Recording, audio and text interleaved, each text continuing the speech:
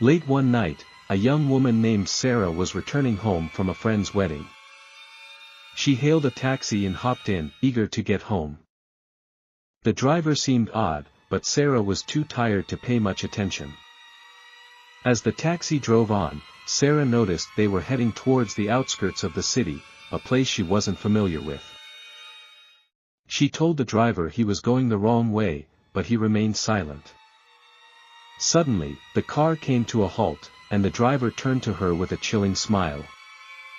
"We've arrived at your destination," he said, his voice low and eerie. Sarah looked around and realized they were near an old, abandoned cemetery. Terrified, she opened the car door and ran as fast as she could. But just as she reached the cemetery gates, the driver's voice echoed behind her, "You can never escape me." She kept running, eventually finding refuge in a nearby village. The next morning, she reported the incident to the police, but what they told her sent shivers down her spine.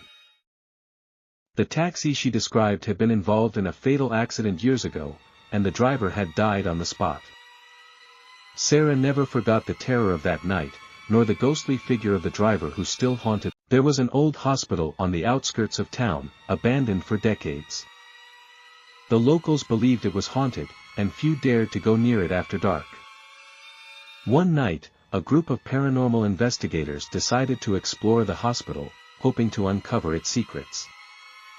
As they entered, they were greeted by an overwhelming silence, broken only by the occasional creak of the old building. Suddenly, they began to hear faint cries for help echoing through the empty halls. They followed the sounds, but each room they entered was empty.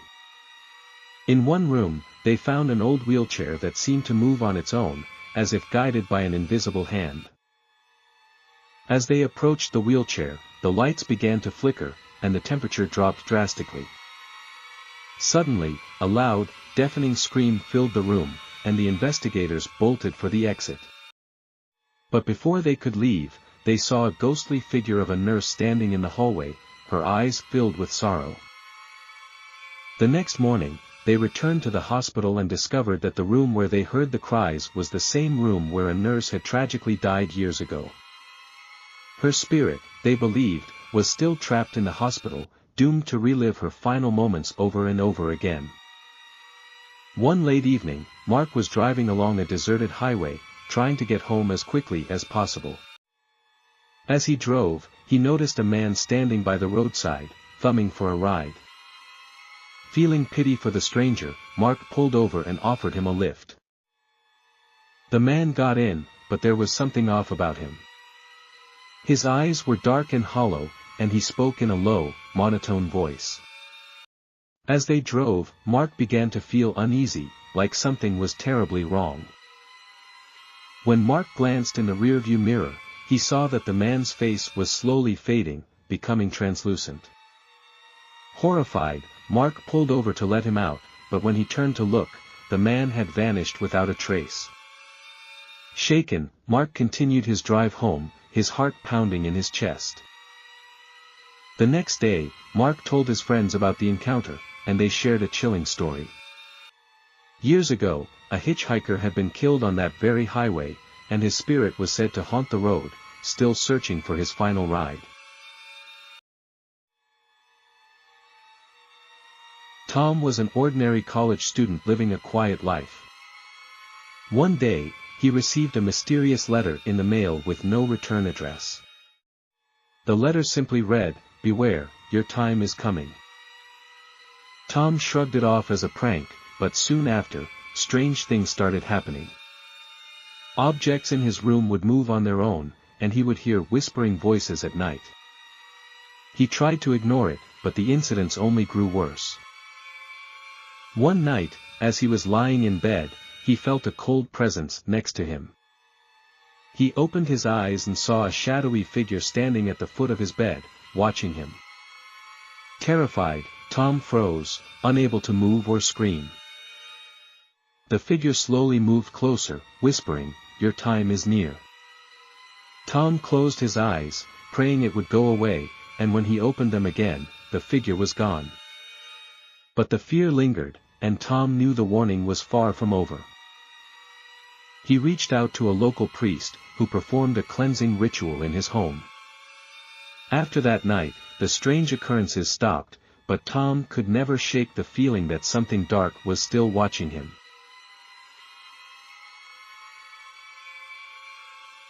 Maya was a young girl living in a small village, and she often heard strange whispers at night. It sounded like someone was calling her name, but when she looked around, no one was there. At first, she thought it was her imagination, but the whispers became more frequent and more insistent. One night, Maya decided to stay up late to find out where the whispers were coming from. As the clock struck midnight, the whispers began again, this time louder and clearer. Maya followed the sound to a dark corner of her room, where she saw a faint, ghostly figure. The figure reached out to her, its face twisted in agony. Maya screamed and ran out of the room, her heart racing. Her parents rushed in, but by the time they arrived, the figure had disappeared. Maya's parents didn't believe her, dismissing it as a nightmare. But Maya knew what she saw was real, and from that night on, she refused to sleep in that room alone.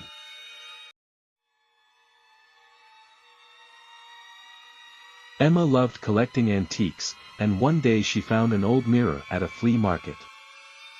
The mirror was ornate, with intricate carvings on its frame, and Emma immediately fell in love with it. She brought it home and hung it in her bedroom, unaware of the dark secret it held. That night, as Emma was getting ready for bed, she noticed something strange in the mirror. She saw a reflection of a woman standing behind her, even though she was alone in the room. Startled, Emma turned around, but there was no one there.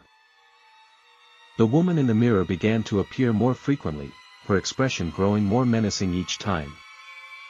Emma tried to ignore it, but she couldn't shake the feeling that the woman was watching her, waiting for something. One night, Emma woke up to find the woman's reflection staring directly at her, her eyes filled with malice. Terrified, Emma covered the mirror with a sheet and decided to get rid of it the next day. But even after the mirror was gone, Emma continued to see the woman's face in every reflective surface, as if she was still trapped in the glass, searching for her next victim.